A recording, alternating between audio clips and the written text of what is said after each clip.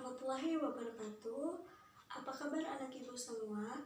Ibu harap kalian dalam keadaan sehat walafiat dan dalam perlindungan Allah Subhanahu wa Ta'ala. Perkenalkan, nama ibu Putri Gracia.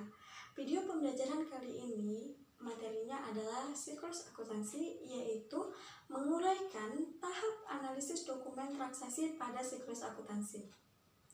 Sekarang ibu akan menyuruh kalian untuk menonton sebuah video. Semoga kalian bisa memahami dan bisa lebih jelas lagi. Ibu akan menjelaskannya setelah kalian sudah menonton videonya. Baik, ibu akan mempersilahkan. Selamat menyaksikan.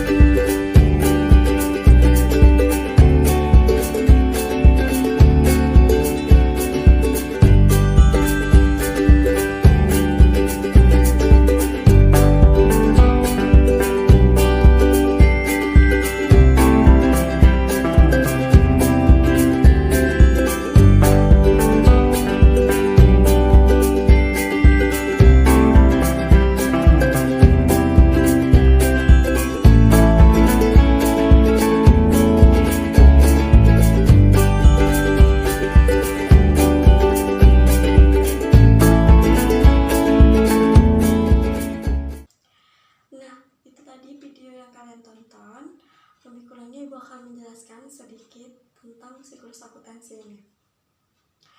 Nah, siklus akuntansi ini adalah menyediakan akuntansi yang bermanfaat untuk pengambilan keputusan. Tahapan siklus akuntansi diharapkan dapat menghasilkan informasi yang diinginkan. Selanjutnya, ibu akan menjelaskan tahapan-tahapan pada siklus akuntansi. Siklus akuntansi yang lengkap terdapat 11 tahap siklus akuntansi. Ada 2 tahap yang bersifat opsional.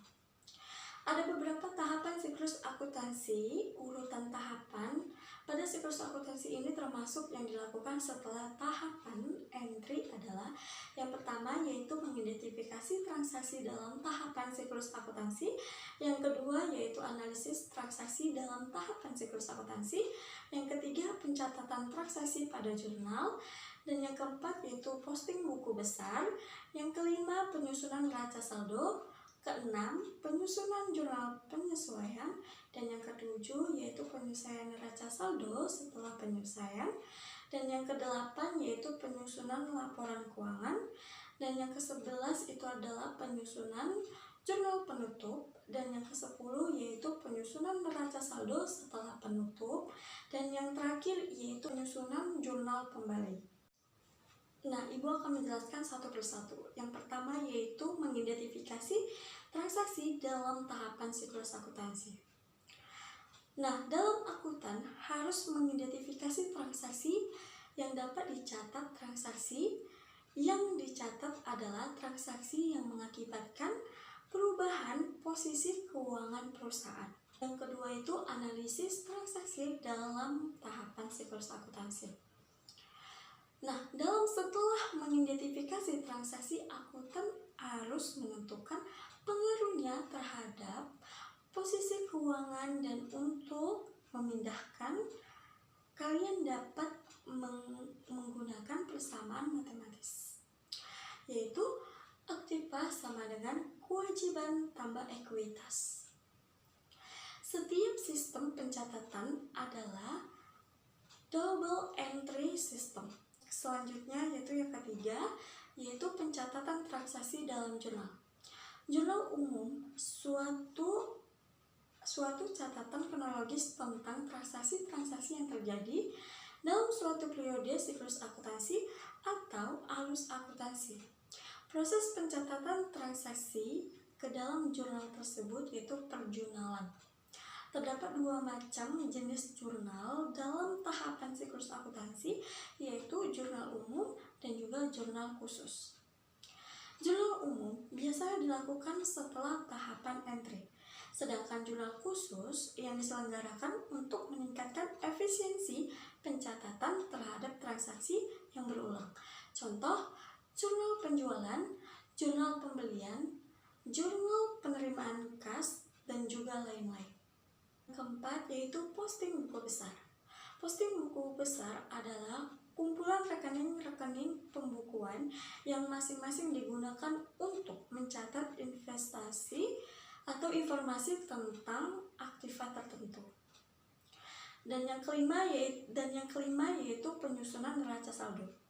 Neraca saldo adalah daftar saldo rekening-rekening buku besar pada periode tertentu, atau pembukuan yang mencerminkan semua saldo kepada kredit dan juga debit di semua akun-akun yang besar.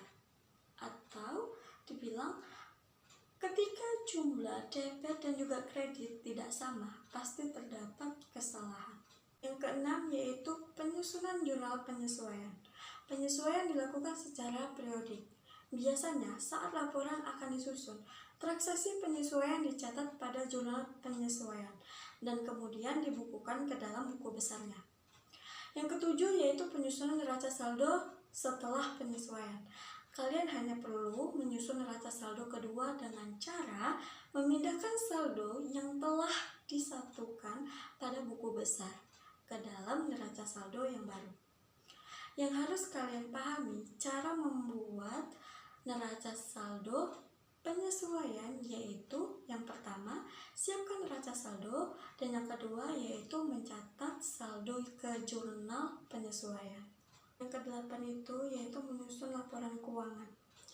Dokumen terstruktur yang berisi tentang posisi keuangan dan kinerja keuangan suatu entitas. Laporan keuangan disusun seperti laporan laba rugi, laporan perubahan modal, neraca, dan laporan arus kas. Yang kesembilan yaitu penyusunan jurnal penutup. Jurnal penutup hanya dibuat pada akhir periode akuntansi saja. Rekening yang ditutup hanya rekening nominal atau rekening laba rugi. Caranya adalah mengenolkan, membuat nihil rekening tersebut. Yang ke-10 yaitu penyusunan neraca saldo setelah penutupan. Neraca saldo ini adalah dapat saldo rekening-rekening buku besar setelah dibuatnya jurnal penutup.